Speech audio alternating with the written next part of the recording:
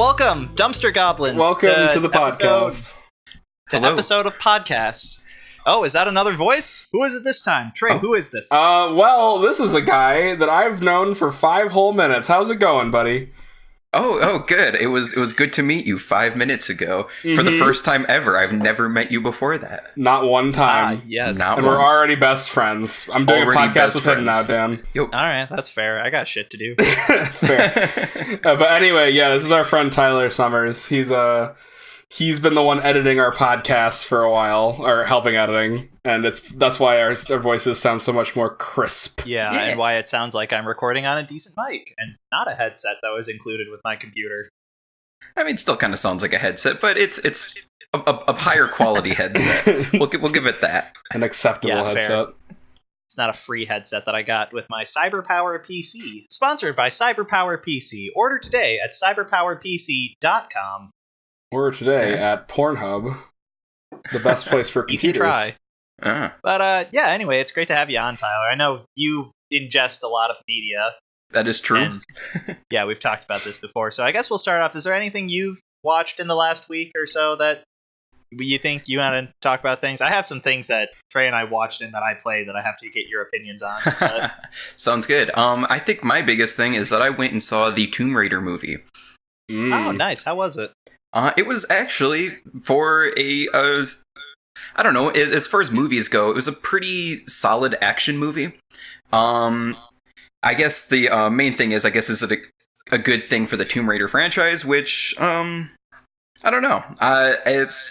We'll see. There's some decisions that I don't particularly love that they made. I'm not sure how much. It is a brand new movie, so I don't really want to spoil too much. Well, here's the real question. How hard does it sequel bait? I really want to know. Does it sequel bait like a 5 out of 10? Like might be a sequel, or they've already started shooting the next movie. It seems like they're very heavily into, like, yes, there could be a sequel, but then again, because it's part of a game series, it's hard to say whether or not that is because of, like, you know, it could be leading into a game or something like that. Mm-hmm. But at the same time, that wouldn't really make a lot of sense, because the story of this movie is basically the same as the story of one of the games that has already been released, but like a weird alternate timeline, because it's also completely different from the game that was released. It just takes place in the same location, and the end goal, like the thing they are trying to find on the location, is also the same as the game. Mm-hmm. Yeah, my brother saw it. And he said it like diverged from the game at some point pretty heavily.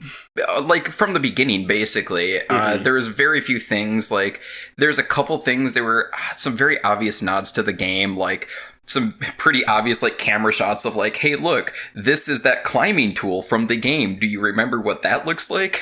Or like just the good old nostalgia baiting. Yeah, very obvious. Like, oh yeah. You remember using a bow in that game? Well, we're going to have Lara Croft use a bow in this movie, because that's what all the people love. Bows. Bows. Yeah. So it's just... it very heavily, I guess, references the game. There's even little things like... there's a name of a boat that's the same between the game and the movie, but they don't really focus on it. It would just be one of those little things that you have to notice if you know the game. Mm-hmm. Yeah. Were you a big fan of Tomb Raider at all? I know you're a big fan of games in general. Yeah. You could say I'm a fan of games, I guess, yeah. Maybe. I mean, just a you do work with them, technically. Yeah. I've folled the new ones. I never really played a lot of the old Tomb Raider games. I didn't care for the old Tomb Raiders, I'll be honest. But since the 2013 reboot, I've been playing... Well, I played the only 2 that are out so far. And I plan on getting the one that's going to be released, I think, this October. Yeah. Have they announced the title for it yet? Or is it still, like... Oh, goodness. I think Shadow did. of the Tomb Raider was, like, being tossed around. Yeah. I think they did announce a title, but I do not remember it. I just remember getting some email that was like... On this date, we're announcing that the game is going to be released on this date. And it's like, okay, well, why are you announcing... the announcement, like, it's the announcement for our announcement of this game that's coming out. Where you basically gave the announcement. It was weird. I have a question about the movie. It's very important. How does Lara Croft is she as indestructible in the movie as she is in the first game? Because she takes a lot of hits in that first game that would kill anybody. Like in cutscenes and shit. Like she'll just like get stabbed through the chest. And be like, the first 5 minutes of the game is like getting just like a big piece of rebar like through her. through her side, and then she just like walks it off. Does that happen in the movie? Is that? Yeah, pretty much. Great, excellent, good. I mean, she kind of shows signs of it for a little bit, and then like almost immediately, it's just like, nope. All right, but here's another one. Put a bandage on it, and it's a-okay. Here's the next question: does she go from crying over a deer corpse to like killing 500 people in like 5 minutes, like she does in the game? Dang? Okay. I might be exaggerating a bit, but she gets over murder really quickly in the game. Oh yeah, no, she really does. Like her committing the murder? Well, she gets really upset. Like she kills one person, and she's like, "Oh no, I've ended a life. Is this what my life is? Killing?" And then like 5 minutes later, she's like running over to a boat, just like arrowing guys in the face all over the place. Like, yeah, no, that's basically the movie too. Oh, good. It follows closely to the game. I mean, it's a video game protagonist. Like, what do you expect? But yeah, it also takes some of the highlight scenes from the game and just kind of recreates them in live action, which is kind of cool. I mean, the plane scene, I'm sure that'd be pretty cool in live action. Yeah, no, that was actually interesting. But I mean, it was all pretty heavy of just like, yep, this is the game. Yeah, well, that's cool. I mean, I know if Assassin's Creed taught me anything, then you take what you get with video game movies. Yeah. Wait, Assassin's Creed had a movie? Yes, Michael Fassbender's in it. He is Assassin's Creed. If I remember correctly, it was not great. It was terrible, from what I hear. It was actually awful. I don't even remember this. When did this happen? Like 2 or 3 years ago. It was a bit ago. All I know is that they had this clever trick where they would switch from his character in the whatever machine he's in to Michael Fassbender doing parkour in a machine. Like, and they thought that would be a clever editing. Like, they thought that was clever. I don't know. Like, apparently it was like he's like running down the streets and like dodging all these Templar and shit, and then like they like just switch back to Michael Fassbender waving his arms through the air. Like, yeah, no, it's it was interesting. They also had like some short like mini episodes of live action ones like way before the movie even, which was I think it was like around the time of Brotherhood, I think. That was released, but yeah, it was Assassin's Creed's done weird. Yeah. I mean, I've always hated the story of Assassin's Creed. I don't think it would make a good movie. No. I didn't think it would ever make a good movie. I think it might do better if they did more of a was it Hardcore Henry, that movie that was the like all kind of like first person, like the head cam. Oh, first person? Yeah, I never saw that, but I heard it was actually really I thought great. It was great. And I think if they did an Assassin's Creed movie like and got like the Hardcore Henry people to do it instead, I think that might actually be good. Mm-hmm. Yeah, I don't know. I mean, if they just the less they focus on the Templar like future storyline, the better, because that is actually the worst story I've ever heard. Yeah, see, that's kind of the Assassin's Creed games in general. I guess I never got the hype, and especially when they started becoming a yearly release. That just kind of felt like stale to me. The real problem I always had is that they had decent stories in the past when things were relatable, but the instant they brought it back to like the future Templar versus Assassin's organization stuff, like when they get to the present day stuff with Miles or whatever his name was, like that's when like I really lost me, because like did any of you guys play Assassin's Creed 3? Not 3. No, not or Brotherhood or any of that nonsense. I played some of the 2. Okay. Do you care if I spoil any Not of it for you? Not at like all. the plot of those games and the reason that they stopped doing the canonical Assassin's Creeds. Okay, so in I think it's Brotherhood. I think it's when it gets revealed that aliens existed. They came to Earth. Are you kidding me? They came to Earth early. Yep, they came to Earth, and that's why the Templars are looking for like the pieces of Eden or some nonsense. so that they can destroy the Earth or something. I'm not really sure. But all I know, and I'm not even kidding, you can look this up, is in the third game, they're trying to stop the Templar organization from getting the Pieces of Eden before 2012, when the world ends, from the Mayan calendar. It's a real thing. That's the story. That's the plot of Assassin's Creed 3. I love, it's looking back at all of those pieces of 2012 like media that referenced like, you know, the movie 2012, and just, man, that doesn't date your movie at all. Yeah. Not at all. And you know what was really cool? That whole thing. It wasn't stupid or asinine at all to be, man, the Mayan calendar ends in the year 2012. I bet they knew something we don't. They're a real successful country that's still around. So obviously they know what's going on. The Mayans, they just skipped town. They're still around. I mean, they are still, like, there are Mayans. I mean, yeah, technically, yeah, sure, but like the Mayan Empire isn't a juggernaut of isn't a juggernaut or anything. So like, as far as you know. I think if you went around, yeah, maybe they're the underground and tried to like find all the little pieces of like glitch memory or whatever in like the first or second Assassin's Creed game, it was pretty heavily implied that like Adam and Eve were like alien experiments or something. Yeah, they're aliens. That escaped or something.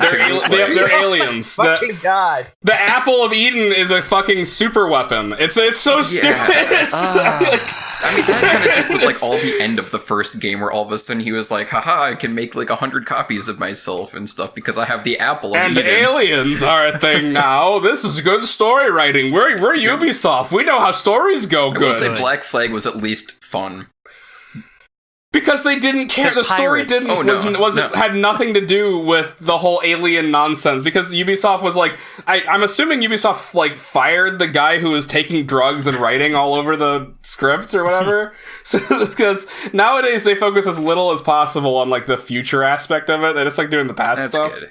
So like, yeah, I guess I remember because that. like Black Flag's story was pretty decent. Like the whole like the assassin organization, maybe they're not the good guys sort of storyline. Like that's not a bad story. The assassin stories are always the good ones anyway. Like I didn't give a fuck about the story in the future. Yeah, I feel like they're really trying to push Rogue again too. Like, I keep seeing all these ads for it being like, we're releasing it in HD and stuff, and I'm like, did anybody care about that one? I mean, right. I don't know.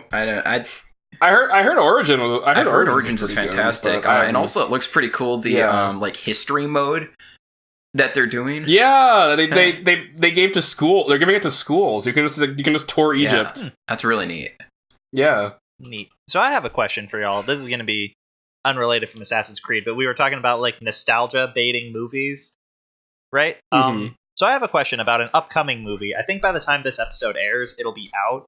But do you guys have any preemptive thoughts on Ready Player One? I'm tentatively excited for it. I enjoyed the book. Because people like to hate on the book, but when that book first came out, it was pretty popular. I read it. It's really fun. It's a really fun book. The concept of the Oasis is kind of a cool thing. Yeah. What about you, Tyler? I don't know. What do you think? What do you think, Tyler? Well, I don't know. At first I was super like against it and was just like, oh, I'm never gonna see this. It sounds like a terrible movie. It seems like they're just trying to be like, hey, remember this thing and also this thing and also this thing. And then it did seem like they might make a good movie. But now I don't know. Like I've heard actually pretty good things so far from the people who've seen it. Yeah, early reviews seem to be saying it's pretty good. Also, one thing that I think a lot of people kind of overlook is the fact that Steven Spielberg's directing it, and a lot of the parodying he does in that movie, like in the stuff from the book, is stuff that he made. Yeah, so because it's like the Iron Giant, I know, just shows up. Yeah.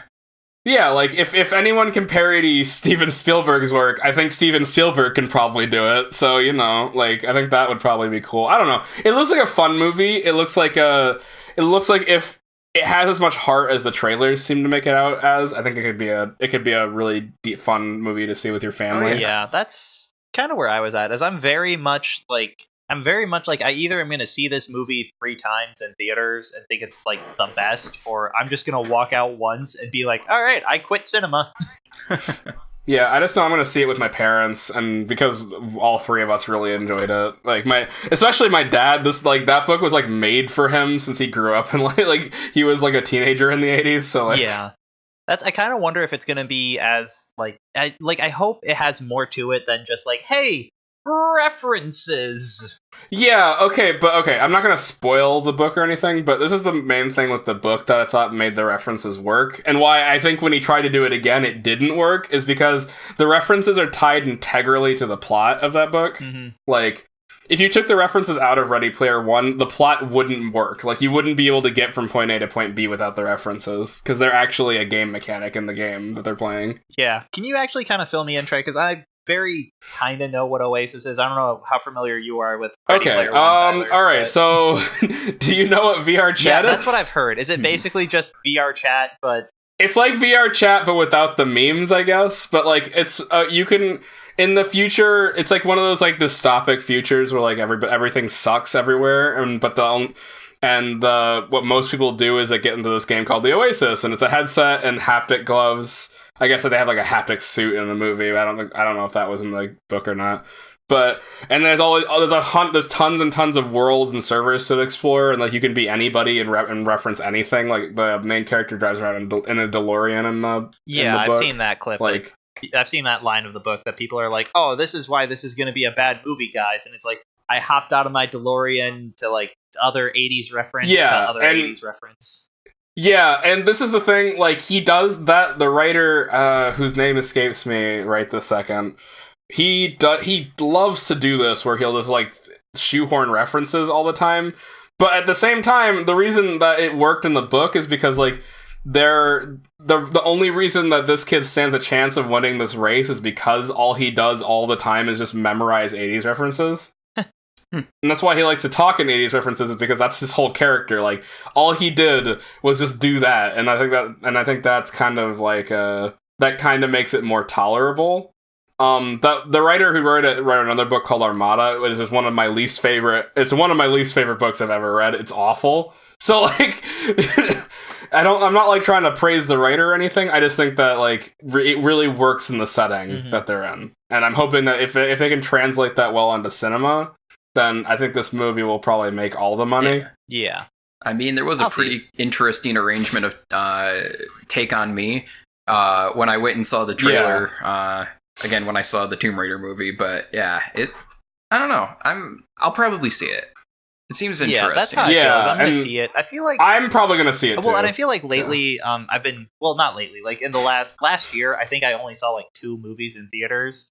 So I know I missed out on a ton of good movies I have to watch still. Like, I still haven't seen Spider-Man Homecoming, which I know is a fine movie. I just haven't gotten around to it. And I still haven't watched Star Wars Episode 7. It's literally sitting in my computer now. It's in the CD player. I just haven't bothered to play it yet. Yeah. So I need to get around to movies. That'd be fun to talk about when you get around to it. Yeah. Because my opinion of the movie is not like most people's opinions of the movie. So. Yeah.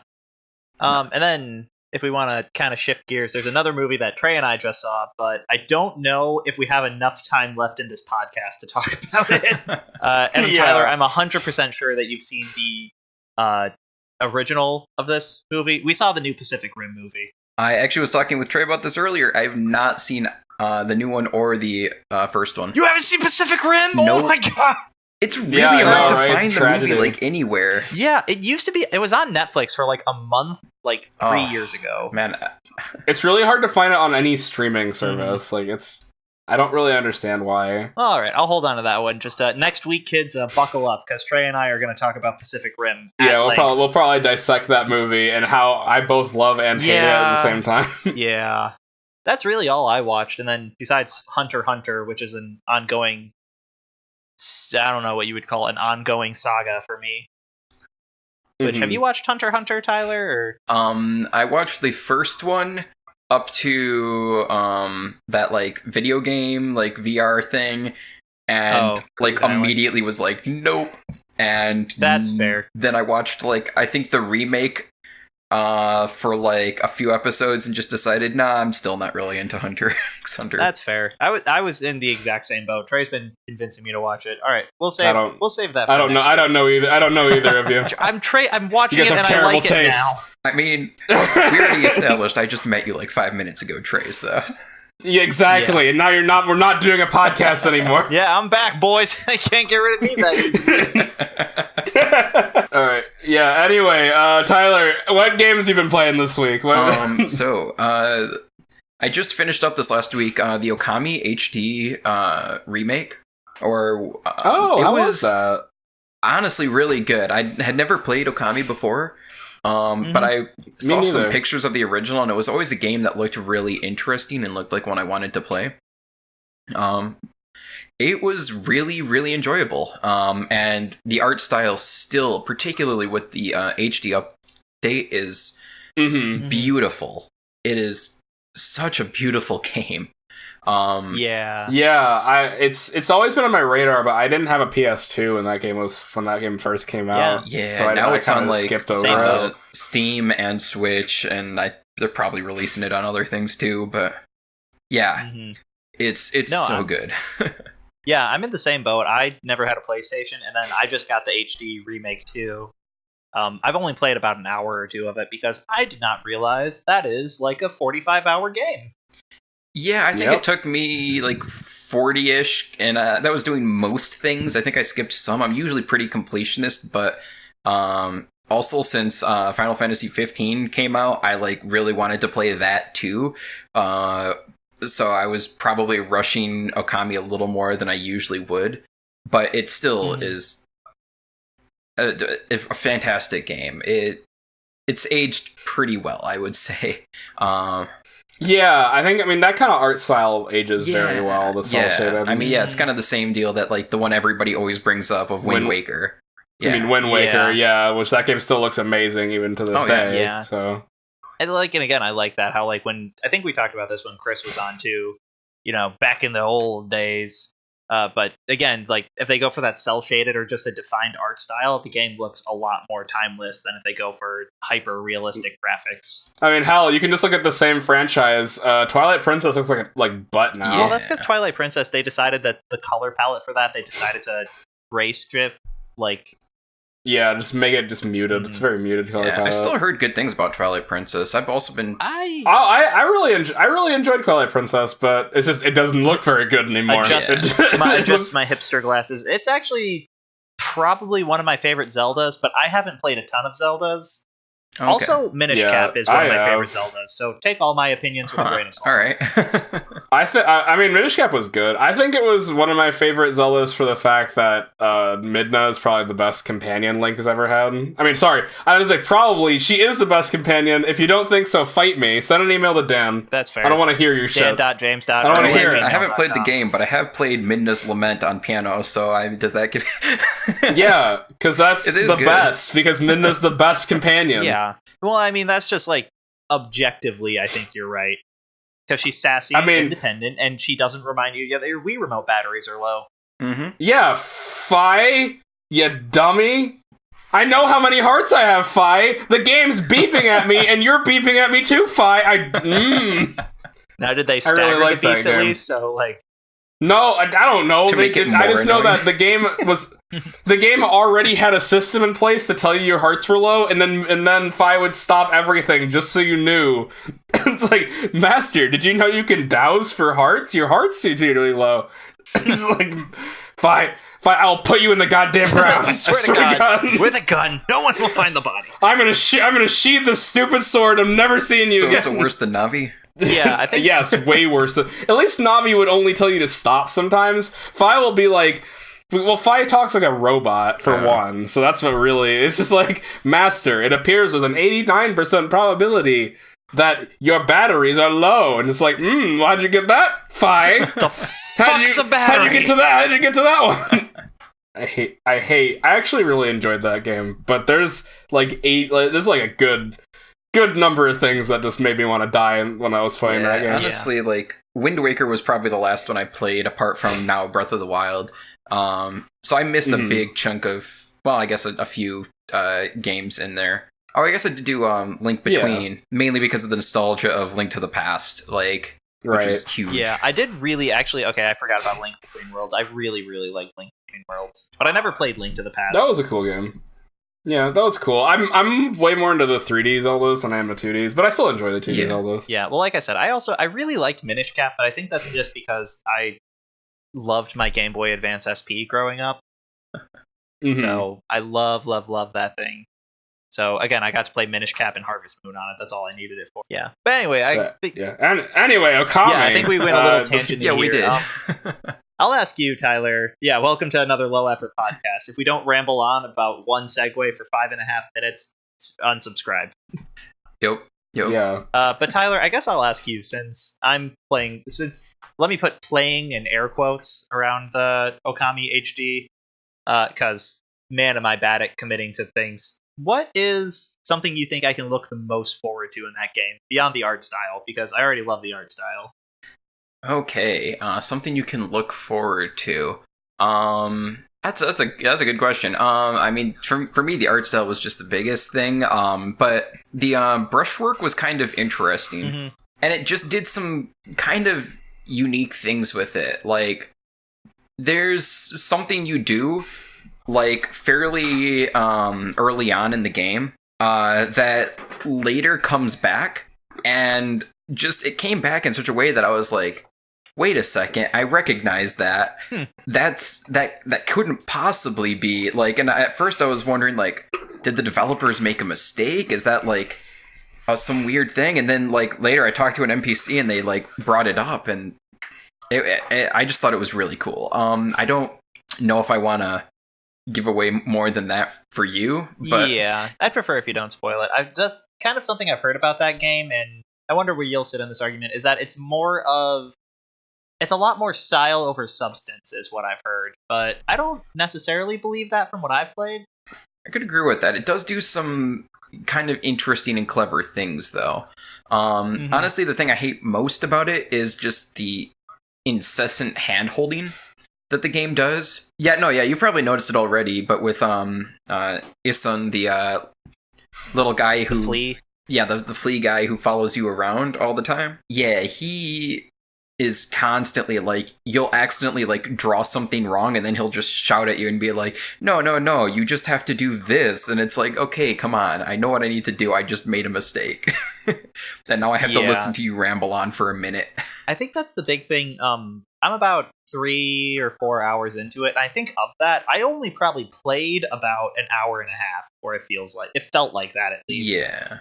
Like, I mashed a lot of cutscenes, and the cutscenes in that game, again, it's a very beautiful also, the game. cutscenes, you can't, like, speed up the text. You can speed up the text everywhere else, but not in the cutscenes, and that annoys me. Yeah, and I'm just like, again, I think that's going to be something that when I do beat the game, I'll probably never replay it, just because it won't let me skip cutscenes. Yeah. And I'm not a person who skips a lot of cutscenes. I feel like every game should... I feel like every game nowadays, like, even a re-release of a game, if it should just have they should just put it in. You can skip cutscenes, but or at least speed up dialogue. Replaying games. Yeah, I will say though, I think the music in the game is fantastic. Like, it's really cool. It's all in, like, the traditional Japanese style of music, and also has a weirdly large amount of jaw harp in it, which I thought was interesting, but. Is it synthesized, or is it actually orchestrated? I'm not... I think most of it is synthesized. There might be little bits and pieces that were recorded, because it was PlayStation 2, so you would see more of that towards so they could do that era. Yeah. But usually most of it was still synthesized. Okay. Yeah, no, it's interesting. Like I said, I'm going to be playing it, but I don't know. It's something, again, with... I won't drag on too much about it, but Hunter x Hunter, like... I think yesterday I just watched like 20 episodes of Hunter x Hunter and did nothing else. Oh, how far are you now? I have to know. Yeah, I'll talk about it. Probably by next week I'll finish the Chimera Ant arc if I get another weekend off. But I'm at the part where the chairman and the Chimera Ant King just started fighting on their own little desert island. Okay. We'll talk about that next week. Yeah, we'll save that. While we do have you here, Tyler, speaking of this week, if we wrapped up the conversation, do you have anything you want to say on Okami? Because no, I think I've pretty much said what I because I don't want to spoil too much since you haven't played it. But yeah, and like I said, it's definitely something I'm gonna play. I just am very bad at finishing things. There is another game that I know both of us played, and you and I have talked about it a bit before. I finished it recently. I just haven't had anybody to really talk about it with, and I want to get your opinions on the ending because I think I might be kind of a dick. Okay. But Life is Strange, I finished it. Mm-hmm. How did you feel, Trey? Do you care if we spoil Life is Strange / no podcast listeners? I'll try not to actually give away too much of the ending points, but how do you feel about Life is Strange, Tyler? Because I have very conflicted opinions about that game. So, I enjoyed the game because I just enjoy that style. I personally thought the last episode of it was, in some ways, a lot less impactful than it wanted to be. Yes, I absolutely agree with you. I think I know what you're talking about. Yeah, just from a lot of things, particularly the build up to the final decision in the game, which, from what I understand, I think I might have taken the less popular decision. Maybe not with you. I might have taken the same decision you took, based on what I know. Yeah, I mean, I've talked about it before in podcasts. Okay. Let's throw a quick spoiler tag in here. If you haven't played Life is Strange, just skip ahead about 2 minutes, and I think we can finish talking about this. Yeah. This is your final warning. Pause it, pull over your car, throw away your phone. Please don't unsubscribe. All right. Or do. I mean, it's a free country. Yeah. Okay, so right, I think that's enough. So spoiler. Yep. I killed Chloe. I killed Chloe too. I really just never cared about her character. Yep. I did think some of the other things were kind of interesting. Like, there was definitely some really neat things that happened in the game, and there was some cool stuff, but yeah, no, I just didn't care for her character then. However, I will say, I went back, or I've gone now and played the prequel game. Mm-hmm. Before the Storm. Before the Storm. And while there's definitely things about the character that I didn't love, I guess I became a little more attached to the character. I mean, it helps that you're sympathetic almost. Playing as Chloe. And the mechanic in that one, because I don't have the rewind time mechanic, is really kind of interesting to me. And it was kind of fun to mess around with, even though it was not like... It was definitely not me playing as myself, because that whole... I mean, the backtalk mechanic is just so much fun just to see what happens. I know I was talking to Garrett. He was a guest on the show, if people haven't been paying attention. But I was talking to Garrett about the Before the Storm, and he said he didn't like it just because he couldn't sympathize with any of the decisions that Chloe would make. Like, her talking points didn't resonate with him because she's just so different from his. Yeah, she just tries to be edgelordy, it seems like. And I really... Yeah, whereas, like, the main character of the first game is sort of a decent focal point for the audience. This game, like...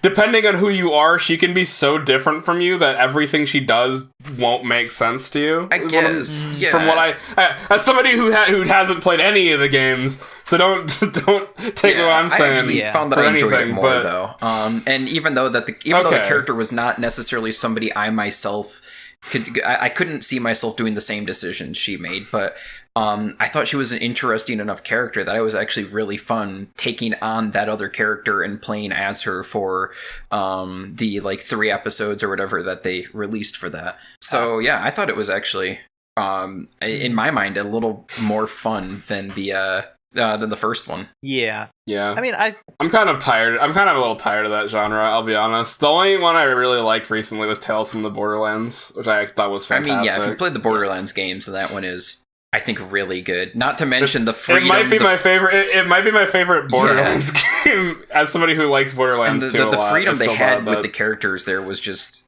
incredible. Like the fact that they got that much power to do what they wanted with the characters was great. Yeah, they even bringing in characters from earlier in the series. They even made big character choices for characters from the pre-sequel and 2. And I guess and 1. Man, that one, like the fact that Brick and Mordecai are kind of antagonists in this game. I will say the most important decision in that game, Trey, Did you pick See You Space Cowboy? I did. I did. You made the right choice. No. Here's another important question. What was your crew for the last episode? Oh goodness. I'm trying to remember. The last episode like completely broke on me when I was trying to play it. Oh, did it? There was oh no, that's a lot not of good. stuff in it that was happening. Like just everything was kind of disjointed. Audio was playing at completely different times that events were playing. Oh no, that's terrible. The last episode's so good. I need to go back and like replay it because it seemed like some really cool stuff was happening, but something happened and the episode was not working. Oh, that's so bad. Yeah. Yeah, because that final sequence was just so great. I mean, that's too bad.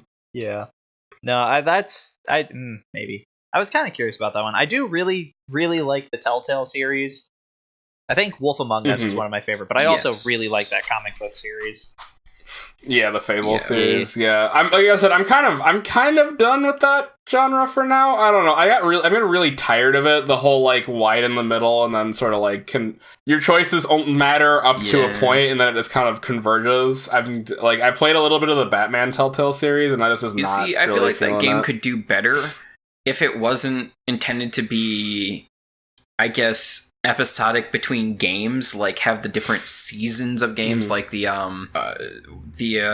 Walking Dead one has done. It's a little too much. I mean, the scope they're trying to go for is huge because they want people to feel like their choices are making a difference, but I mean, at the same time, they're trying to make games that can connect, and it would be just way too much content. Yeah. No, it'd be way too much time and money to make it so like every decision had big cascading. But like, I know there was one point, and it's a kind of spoiler for the Walking Dead game. Not really, because I'm not gonna say what happens to it, but. This is a point where I started getting a little jaded with that whole idea is that in the Walking Dead game there's a character you meet who is sort of a love interest for the main guy. I don't know, it's kind of implied that she said that those two get along very well, and that character dies, and it seems like the game tries to set it up that some decision you made is what made her die. And I like that character enough where I replayed the first 2 episodes 3 times to try and make it so she didn't die. And she dies. No matter what you do, you can't save her. No matter what decision you make, it's always the wrong decision, and it kills her. And I think that it was at that point when like the curtains kind of fell away, and I realized like I was watching like a play the whole time. You know, it's just like. I was really immersed, and then I was like, at that point, I'm like, wait, maybe my decisions don't actually mean as much as the game wants me to think. Well, I think that was the thing, going back to Life is Strange, without spoiling it, like, regardless of the final choice, whichever one you feel like, I feel like it makes none of your decisions matter, if you get what I mean. Especially like the whole to kill a character and not to kill a character is such a binary choice that it almost like it really does kind of make none of your decisions matter. And I like really At least to wonder me, it feels like with Mass Effect 3. Like I wonder. Let me rephrase it, because like people gave Mass Effect 3 so much crap for that, but how come all these other games get a free pass? Yeah, because Mass Effect 3 is a beautiful game up until the final. It's a beautiful. Minutes. Yeah, but hey, that ruined it. The whole series is ruined. I mean, I still liked it. I don't know. No, I like Mass Effect 3. I like Mass Effect. I like every bit of Mass Effect. Actually, controversial opinion, I think 1 is the worst game. Yeah, I'd agree with that. The game has so many systems I hate. Like, all the loot system in that game I agree. Awful. I kind of hate it. Like, it was to the point where because I got Dragon Age 2 and people didn't really like Dragon Age 2 when it came out, they gave, like, everybody who got Dragon Age 2 Mass Effect 2 on Origin or something like that. So that's right, yeah. Yeah, so I actually got Mass Effect 2 for free, and I was like, okay, well, now I need to play Mass Effect 1 because I'm not going to just start on the second game. So I went back and I played the first Mass Effect game, and honestly, I didn't like it. Like, I really didn't enjoy the game, and I was just they try a little too hard. I like the story of Mass Effect 1 a lot. I like the way it sets up the universe, but the gameplay in that game is terrible. It is particularly not a well-made game. Level, like driving around the Mako on the like planet tops was just like it's the worst. Oh, it's so bad. It felt like they just kind of like threw everything through this like random noise generator and was like, "Yep, that looks like a good enough terrain." Yeah. Yeah, no, I'm pretty sure they did. And then, did you ever notice that like, one, every planet in that game Yep. sucks. Like, going to any planet that isn't, like, the main planets are awful. And every base you find on every planet is the exact same. Mm-hmm. They're the exact same layout, everyone. And that's the same thing where, like, after just playing, like, Dragon Age 2, where it had that same exact issue, where, like, dungeons were pretty obviously reused to the point where the minimap was even the same in all the dungeons. They just had certain parts closed off, but you could still see on the minimap that there was obviously still rooms and hallways there. So after playing that and then playing Mass Effect 1, I was like, okay, I don't know if I can do this, but I eventually decided, okay, I'll play the second game. And I really enjoyed it. Yeah. It was so because much 2, better. the levels feel... the levels feel so crafted in 2. Like, they don't feel artificial and also, at all. I think that's because 2 focuses a little more... 2 and 3, I'd say, focus a little more on they're telling a story, and the combat mechanics kind of take a back seat. I'll admit that. Like, the combat's not as precise, and the RPG elements take a way back seat. Until but the I think third. with the type of game they wanted to make, that's the way to do it. Because I think the combat felt the best in the third, honestly. Yeah, I know. 3 was my favorite of the games up until, like, the last 8 minutes, as Dan said. I thought 3 had the tightest combat, like, by far. Like, the combat in 3 felt really good to play. The level design was really good for most of it, up until, like, the last level, and I thought that arena was terrible in the last level, but besides that... Yeah, and then, I will say... And the story was even good. Like, don't tell me that part where the Moradin part didn't make you feel some things. Like... You can't look at me in the face and be like, 3's story was pretty bad. I didn't feel anything playing that game. I don't know who I'm talking. I don't know who I'm referencing here. I'm not sure who. Nobody talks like that. But just that's the thing. It's just like the writing was really solid. I think they just wrote themselves into a corner. I honestly think that's all the ending was. With because again, like I think you were saying earlier, Tyler, like. If you're going to make something episodic, you want to make sure your decisions can flow in. I don't think there was a way they could have ended that game. No.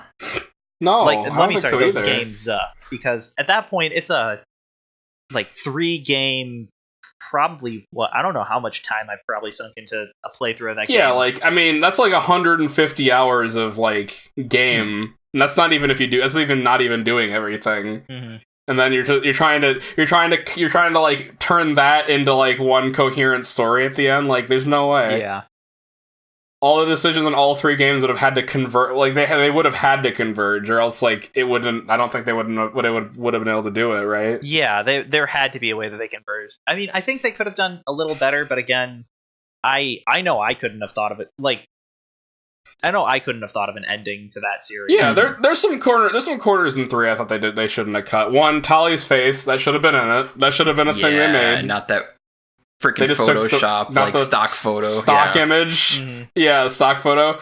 And 2, I think all the armies all the assets are like the major assets you got should have been in that final cutscene. Like that final cutscene when you're approaching Earth. I just wanted to see Kurgan's riding dinosaurs. Yeah, like, come on. I wanted to see fucking Elcor with giant railguns strapped to their back. It's like, that's all I wanted. Yeah. That's it. Also, I will say the other shitty thing about 3 is Javik should not have been DLC, but that's a rant for another day. Yeah, no, especially I didn't have Javik, so like I missed that whole bit. No, that's a bit. Yeah. Yeah, no, and he's very important, especially to Liara's section of that game. Yeah. Yeah, I hate when they make major things like DLC. That always... Yeah, no, it's a very EA thing to do because they did it with Dragon Age Inquisition too. I don't know if I ever told you this, Dan. Yes. But, the ending of that game is DLC. The ending you get in the base game isn't really the ending. I mean, it would have been an okay ending to move on to a second game, but then to just resolve it in DLC. But then the DLC like sets up this ridiculous I think Dragon Age Inquisition might have one of the best stories if you conclude the DLC. Like, that's the problem. Like, the base game does not have it has an okay story, but not a fantastic story. But then when you get to the DLC portion, I think Dragon Age Inquisition might have the best story of all the Dragon Age games. It might be the best story BioWare's ever written. Just for the implications of the lore alone, I'm sorry, I get really lore nerdy in these sort of situations. That game, I mean, I loved Inquisition, and I played all the DLC and stuff, and it was fantastic. It was so good. Yeah, the story twists you get into just like blew me away like completely but it's just one of those things where you had to pay $20 to get the ending. Like, come on, EA, come on, man, stop. Get some help. Stop it. Get some help. Wasn't there another game that did that? It was like not as big a game. I think it was like Ashura or something that you had to pay for the endings. Oh yeah, Sora. Yeah, I think the ending of that was DLC. Was that also EA? I don't think. No, I don't think. I think it was Capcom. Yeah. I'm pretty sure it was because it uses the same engine as Street Fighter 4. Ah, okay. Well, that just means EA gets to be voted the worst company for like a third year, right? Yeah. Again, I mean, you already don't have to tell me. I mean, Star Wars wasn't enough. They've been doing this for a while. Yeah. Like, Star Wars is where people drew the line, but like, Inquisition is where I was like, come on, guys, this is stupid. Don't do that. Come on. Yeah. How did we get talking about Mass Effect? I don't know. I mean, Life is Strange came up, and then I derailed it because I didn't play Life is Strange, so I had to relate it to myself in some way. And sorry, and all sorts of other stuff. Yeah, it was. It's been a mess. Okay, so a Mass Effect Telltale series, I'll buy that in a second. Oh yeah. Oh no, give me that shit. I will buy that 20 or Dragon Age, like. Yeah. Oh yeah, or Dragon Age. Yeah, either one. Dragon Age kind of is it already, but with actual combat and stuff too. Yeah. Yeah. Dragon Age. Yeah, that's kind of. I do really like Dragon Age. I need to play 2 and Inquisition at some point. I never played 2. I know a lot of important story things. That's another game too. A lot of the plot points in Inquisition are brought in the DLC of 2, like Corypheus and all that stuff. Like apparently that's all from 2. Yeah. You don't find that out. Like the hero of Kirkwall and all that stuff. You don't find that out in 2. The base game doesn't have that. Yeah, no. I was surprised when like Corypheus came back that much. I was like, wait, wasn't that a DLC thing? Like, why is that here? Yeah, he's a DLC guy. Like, he's the main villain of Inquisition. It was so ridiculous. And also, it kind of assumes in some ways certain things happening in previous games. But yeah, it's.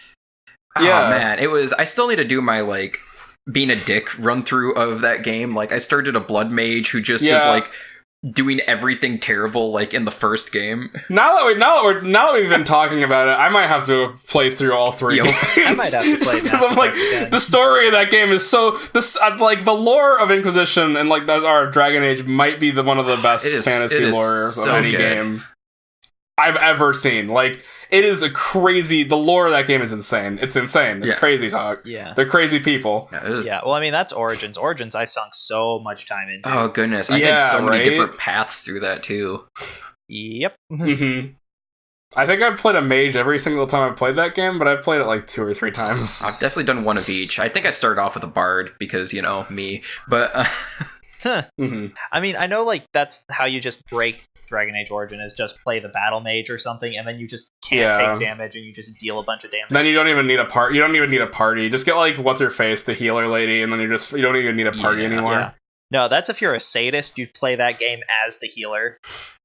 Oh yeah, if you just want to not have fun, go ahead play the game as the healer. Yo. If you just want to waste 80 hours of your life, that's a fucking masochist right there. No, you play a game as a healer, you use the other healing lady too, and you just buff your dog. You just buff your dog, just super ripped dog boy. Bark Spawn, or whatever they call them. Yeah, Bark Spawn. Wouldn't that be the greatest? That'd be awful. Don't do that. Trey, I have a challenge. It'd be funny for the memes, sure. If you do I have a challenge for us. It's a challenge. Trey, we have to be punished. Actually, Tyler, you're our editor. Oh, we do. We can do this as our last segment on the podcast. So Trey and I gave ourselves a challenge a couple episodes ago, and we can't do it. We failed. We can't. We can't do it. For the lows listening at home, Trey and I challenged ourselves to watch all of Pop Team Epic, and I can't. I can't. I kind of hate it. I don't want to watch it. I got so unfunny. Wait. Tyler, weren't you raving about it like just a couple weeks ago? I was. So, like the first 3 episodes. The one episode, it was okay. Here's the thing. For the first 2 or 3 episodes, I was like, oh, this is really funny. And then I realized it was that for 10 more episodes. Yeah, I think... Kind of like, do you ever watch A Comic Get Killed? A Comic Get Killed me. Yeah. I was going to say, you were even, like, showing me parts of it and stuff when I came and visited you in Michigan. Because it was really funny for, like... Yeah, it was really funny for, like, 3 episodes. So, basically, Tyler, we failed the dumpster goblins. We did. So, we failed them, and I'm crying about Tyler, it. What's an appropriate That's what my sniffling is. For Trey and I to go through? You can make us watch something, play something. Watch anything that you hate, or play something that you hate, as long as it's something we own. Why don't we keep talking for a little bit, or you guys talk for a little bit, and I'll think for a second. Sure. I have something to talk about. Yeah. We can make this podcast a little long. Yeah, we're good. Give it like 5 minutes or so. Yeah. Okay. So I picked up some VR recently. I picked up a Windows mixed reality headset and controllers because they were on sale. And I picked up a game called Soundboxing. It's a rhythm game where you have to box at notes that fly at you. And I kind of love that game. It's a lot of fun. It's the fact that you have to move so much while you're playing it. Like, you really start working up a sweat while playing the game. Like, it's quite a bit of a workout, which I think is fantastic. Like, I showed my parents and they thought, like, my mom was like super into it because it's like it's a lot of exercising and stuff. So I thought that was pretty cool. But like, I just like the playing music. You can just the tracks are created by users, so all the stuff you're playing is user created stuff, but it's taken from YouTube videos. So you can basically look up anything. I was playing the Pacific Rim soundtrack. I played a bunch of weeb nonsense. I played Undertale. Oh, cool. Yeah, I know you were telling Chris, because you and Chris have been using that as kind of a workout thing. Yeah, a little bit. We've been basically challenging each other. Like, we'll list favorite songs and then tell the other person to play that to play that song. And we've gotten a little masochistic with it. Yeah, I know you said the one song from Undertale was just like, why God? Yeah, why? Megalovania is like 6 minutes of nonstop punches. I mean, what's the clip of the freaking Japanese guys playing? It's some Asian guys playing that like the rhythm matching game, and then they just start like dancing. Yeah, you know what I'm talking about. It's a Vine that's everywhere. Yeah, I know what you're talking about. Yeah, it's like that. It's like that, and then the songs that we're playing that we've been playing have gotten progressively harder as we've gone on. And it's just like, it's just a really fun. Like I've been doing it like an hour or two a day. I'll just set aside some time and just pick some hard songs and just like really go at it. And I don't know. It feels good. Mm-hmm. It's a good way to move around, especially when the weather's like crappy. Yeah. So I was gonna say, like, man, that is like, on the outside looking in, that's gotta be one of the lamest things I've ever fucking heard, or probably dorkiest looking things. But I think it's really cool. Like, I think it's really cool. Yeah, no, I think especially I'm sure if you looked at somebody playing the game, you'd think they look like a goddamn idiot. Yeah, but I mean, that's most things. Have you ever watched people actually working out? They look and sound like idiots. Yeah. They're just... Exactly. Yeah, exactly. And this is a fun way of doing it. It's a fun way. Users, take that out of context. Please. Clip that. And use it. Turn that in. Put that in your vines. Your vines. Yeah. Yeah, but I think I'm pretty excited. I wasn't super excited about VR, but like, this is pretty cool. I was planning on booting up Elite Dangerous too and trying the VR mode for that, because being in a spaceship sounds fun. That sounds like a good time. Nice. All I know is the room tracking is terrible on this. I don't know if anybody else has had that issue. If anyone else has a mixed reality headset, the Microsoft one, is the room scaling this bad for everybody, or is that just me? That's all I want to know, because I have to it'll just forget what my room is, and I have to walk around my whole room with the headset so it figures out where my room is every time I boot it up, it feels like. And that's not a great fun. I don't have a good time doing that. So, but it's exciting. VR is exciting. I'm excited. I don't know. Like, maybe I should get VR chat. Maybe I should dive in. I tried playing it. It could not run on my computer, but I didn't try playing it with VR. If you do that, then you know what? I'll join you. Actually, Tyler, maybe that's our penance. We have to sit in VR chat for 2.5 hours. Oh, please, no, just give me something to watch, Tyler, please. I know, I'm trying to think of something good to watch. I was thinking what would be... No, not good. No, well, that's what I meant by good is bad, but by good I mean bad. I was thinking what would be hilarious is getting you both to play an old RTS game called Armies of Exego, which would be utterly beautiful if I could get you to play it. That was something that our good friend Dan, who was on a couple weeks ago, introduced me to. Basically, he just gave me the CD and was like, hey, play this. I don't know what this game is, but play it. And I did. And it was terrible. It's from Black Hole Entertainment. Yeah, I'm in. Yeah. Hang on. If I can, it's on Steam. Is it really? I just tried searching it on Steam. Oh. Armies of what? Because I was thinking, like, if it was on Steam, I would have just like I would have can't just bought see it for both of you, and like, and that's your. Nah, okay. It looks like it's not. I lied. I know. I wish it was. I don't know why there's like a Steam community page for it, but yeah, that's a weird one. If I can find somewhere to like actually get you a digital copy of the game, or if we can get Dan to like find the CDs and mail it to you guys. Yeah. Oh, he will. He will. I'm sure he will. Then yeah. I think that would be a good one. I made it through. Oh, jeez. Maybe a third of the campaign. I think before I just couldn't do it anymore. I'm in. I'm sure. Is it? It's an old RTS. You said? Yeah, it's a pretty old RTS.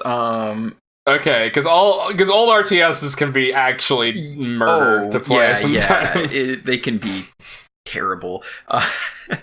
Yeah, no, I'm in. I'm so in. Trey, you and I have to play it. If I can get a copy, I'm in. Yeah, here's where we go. Let's raise the stakes. So Trey, you and I will play this game, then we will face off in a versus mode of it, and the loser has to drink an entire 6-pack of Bud Light Lime. Oh no! Oh no!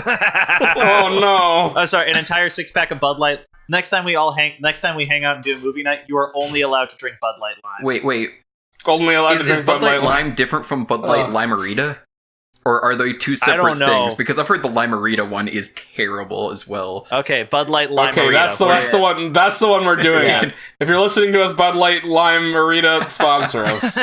I like that. I like this idea, Tyler. I took your punishment and made it sicker. Thank you. That's gonna make me sicker. Yeah. No. And when I say nothing else, you can't have water, no milk, no juice. No other things. Just Bud Light Limerita. Just Bud Light Limerita. And you cannot leave until you finish the whole 6-pack. We need to find a way to stream this as well, I think, when it happens. If you do that versus each other in the game. Yeah. Oh, we need to start streaming anyway. We have a live stream of the Full Metal Alchemist Brotherhood movie to... We do, yeah. We have to figure that out. Come on, Dumpster Goblins. Hold us to our promises. If I was closer by, I'd help make it happen. All right, but anyway, we're like an hour long now, so it's a little bit longer of an episode, but it's worth it. You guys get to meet our editor. We can wrap this one. Thanks again for coming on, Tyler. Hopefully, we'll have you on more, if anything. This is pretty. Yeah, no, I think you'll probably be a returning guest, probably. That'd be great. A lot, just because you have a lot of things to talk about. I do, yeah, because this has been a very game centric. We didn't even really talk much about like other things I've like watched, because there's been guys, we made it through an episode and barely mentioned anime. I know, right? It's weird. It's good. Because I also come watch here, a lot normies. Join our ranks. Because I am also a weeb. Join our ranks. I watch a lot of anime I am too. Also. Yes, but come here, normies. Mm-hmm. Yeah, and we didn't even touch on Final Fantasy 15 either. Yeah, I know, right? Maybe next time we have you on, I'll be further in it too, so we can actually talk. Oh yeah, about that'll be great. Yeah. So.